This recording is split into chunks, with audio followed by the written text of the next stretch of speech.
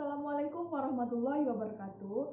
Perkenalkan kami dari kelompok 5 yang akan mempresentasikan hasil kerja kelompok kami dengan judul Konsep Dasar Proses Morfologis. Anggota kelompok kami terdiri dari 3 orang. Yang pertama saya, Sinta Dwi Makfiroh dengan NIM 196012. Yang kedua ada Teresa Dwi Rahmanda dengan NIM 196013. Dan yang ketiga ada Putri Latiful Jannah dengan NIM 196022. Yang pertama, kami akan menjelaskan tentang pengertian proses morfologi. Proses morfologi adalah pembentukan kata dari sebuah bentuk dasar melalui pembubuhan afiks dalam proses afiksasi, pengulangan dalam proses reduplikasi, penggabungan dalam proses komposisi, pemendekan dalam proses konversi, dan menghasilkan alat proses morfologi, proses afiksasi, reduplikasi, komposisi, akronomisasi, dan konversi. Nah, di dalam pendapat ahli, yaitu Ramlan 1983 menyatakan bahwa proses morfologis ialah proses penggabungan morfem menjadi kata. Morfem sendiri adalah satuan bahasa paling kecil yang tidak dapat dibagi lagi atas unsur-unsur pembentuknya. Proses morfologi melibatkan komponen 1 bentuk dasar, 2 alat pembentuk seperti afiksasi, reduplikasi, komposisi, akronomisasi, dan konversi, 3 makna gramatikal, dan 4 hasil proses pembentukan. Contoh dari proses morfologi sendiri yaitu men plus tulis sama dengan menulis. Lalu yang kedua ada pen-an plus bangun menjadi pembangunan. Yang selanjutnya ada ciri suatu kata yang mengalami proses morfologi. Dalam bahasa Indonesia, bentuk dasar tidak selalu bermorfem tunggal sebagaimana dicontohkan di contoh pengertian tadi, tetapi bisa juga berupa morfem kompleks. Di samping itu, dilihat dari wujudnya, bentuk dasar dapat berupa pokok kata, bahkan berupa kelompok kata. Misalnya bentuk dasar kata menemukan adalah pokok kata temu. Bentuk temu ini dikategorikan sebagai pokok kata karena bentuk tersebut tidak dapat mandiri sebagai kata, walaupun sepintas lalu bentuknya serupa kata. Contoh lain merupakan hasil proses morfologis adalah kata membantu. Nah, kata itu sebagai hasil perpaduan bentuk dasar dan afiks men. Berpadunya afiks men dengan bentuk dasar bantu diikuti dengan penyesuaian bunyi yaitu dari men menjadi mem. Penyesuaian ini didasarkan atas sifat bunyi awal bentuk dasarnya, karena bunyi awal bentuk dasar bantu adalah bilabial alias bunyi bibir. Bunyi akhir afiks men juga menyesuaikan diri menjadi bunyi nasal bilabial sehingga menjadi mem.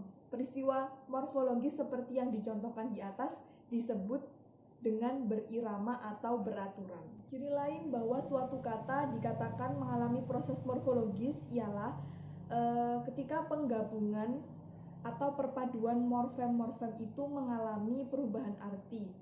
Bentuk dasar cangkul setelah digabungi morfem men menjadi kata mencangkul yang artinya melakukan pekerjaan dengan alat cangkul, yang dimana cangkul dengan mencangkul sendiri sudah mempunyai perbedaan arti. Macam-macam proses morfologi. Yang pertama adalah proses afiksasi atau imbuhan. Proses afiksasi merupakan proses meletakkannya imbuhan pada suatu bentuk tunggal ataupun kompleks untuk membentuk suatu kata. Kata yang dihasilkan oleh proses afiksasi merupakan kata berafiks. Contohnya, berbaju, menemukan, ditemukan, dan jawaban. Berdasarkan contoh di atas, letak morfem terkait dengan morfem bebas, pembumbuhan dapat dibagi menjadi 4, yaitu pembumbuhan di depan atau prefix, lalu pembumbuhan di tengah atau infix, pembumbuhan di akhir atau surfix, dan pembumbuhan terbelah konflik. Yang kedua adalah reduplikasi atau pengulangan. Reduplikasi adalah proses pengulangan kata atau unsur kata. Reduplikasi merupakan proses penurunan kata dengan perulangan utuh maupun sebagian. Macam-macam kata reduplikasi sebagai berikut. Yang pertama ada kata ulang sebagian, lalu yang kedua ada kata ulang utuh atau penuh, yang ketiga ada kata ulang berubah bunyi, yang keempat ada kata ulang berimbuhan, lalu yang kelima ada kata ulang semu, dan yang terakhir ada kata yang sebenarnya bukan kata ulang, tetapi bentuk dasarnya kata ini menyerupai kata ulang. Macam-macam proses morfologi. Yang ketiga adalah komposisi atau pemajemukan atau penggabungan. Penggabungan kata dengan kata mungkin menghasilkan kata majemuk, idiom, dan frasa. Perbedaan ketiganya terletak pada makna, sifat, hubungan, dan panjang pendeknya bentuk. Contoh kata majemuk, naik, turun, jatuh, bangun. Contoh kata idiom, naik darah, jatuh cinta. Contoh frasa, sudah naik, sudah jatuh. Pembahasan berikutnya adalah makna gramatikal. Menurut Waridah 2008, makna gramatikal adalah makna jenis-jenis kata yang terbentuk setelah mengalami proses gramatikalisasi, seperti pemberian macam-macam imbuhan, reduplikasi atau pembentukan jenis-jenis kata ulang, atau pemajemukan kata yang membuat kata dasar menjadi kata majemuk. Makna gramatikal sangat tergantung dari struktur jenis-jenis kalimat. Contoh makna gramatikal yang pertama, berdasi, memakai dasi, bersepeda, naik sepeda, berdebat, melakukan debat, berdasi, memakai dasi, berdiskusi, melakukan diskusi. Pembahasan selanjutnya adalah hasil proses pembentukan. Proses morfologi atau proses pembentukan kata mempunyai dua hasil, yaitu bentuk dan makna gramatikal. Bentuk dan makna gramatikal tersebut adalah dua hal yang berkaitan erat. Bentuk merupakan isi dari wujud fisik atau bentuk itu. Wujud fisik dari proses afiksasi adalah kata berafiks, disebut juga kata berimbuhan, kata turunan, atau kata terbitan. Wujud fisik dari proses reduplikasi adalah kata ulang atau disebut juga bentuk ulang. Wujud fisik dari hasil proses komposisi adalah kata gabung, disebut juga gabungan kata, kelompok kata, atau majemuk kata. Pembentukan kata di luar proses morfologis. Proses morfologi mencatat hal-hal deskriptif dalam pembentukan kata-kata baru. Di luar itu masih ada pembentukan kata-kata baru dengan proses lain. Proses yang dimaksud adalah 1. Akronim, kedua abrevisa, ketiga abrevi akronim, keempat kontraksi, kelima clipping, dan keenam afiksasi pungutan.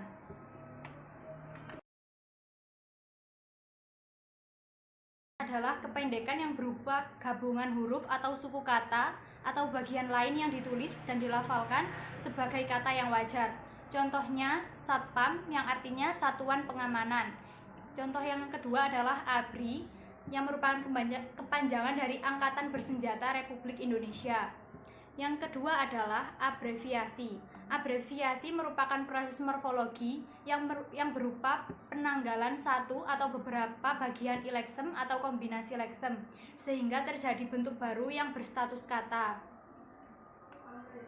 Contohnya adalah kata SMA yang artinya sekolah menengah atas. Yang kedua, kata PGTK yang merupakan kepanjangan dari pendidikan guru taman kanak-kanak.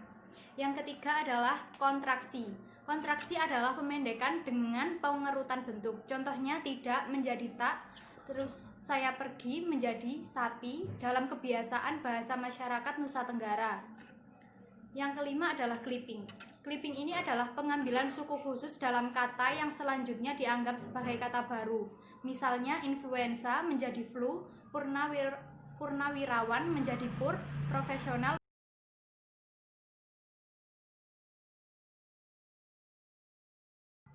Akronim adalah gabungan antara akronim dengan abreviasi. Misalnya Polri yang merupakan kepanjangan dari Polisi Republik Indonesia dan pemilu yang merupakan kepanjangan dari pemilihan umum. Yang keenam adalah afiksasi pungutan. Dalam proses afiksasi pungutan kita sudah tidak asing lagi. Kita lihat contohnya itu anti menjadi anti komunis, anti kekerasan. Lalu non, yakni non formal, non pemerintah. Lalu antar, biasanya antar siswa, antar daerah. Dalam proses lebih lanjut, jika sudah tidak terasa keasingannya, ia masuk sebagai keluarga afiks bahasa Indonesia. Kita lihat misalnya wan, wati, isme, isasi yang amat produktif. Dan karenanya tidak terasa lagi bahwa afiks tersebut sebenarnya hasil pungutan dari bahasa asing.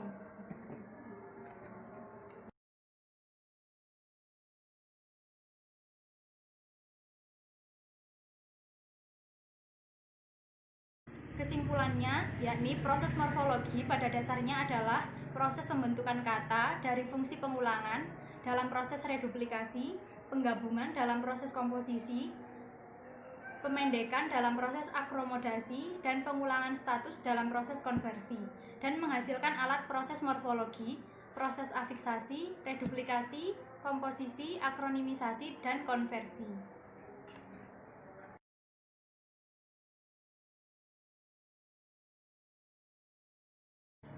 Sekian dari kelompok kami. Wassalamualaikum warahmatullahi wabarakatuh.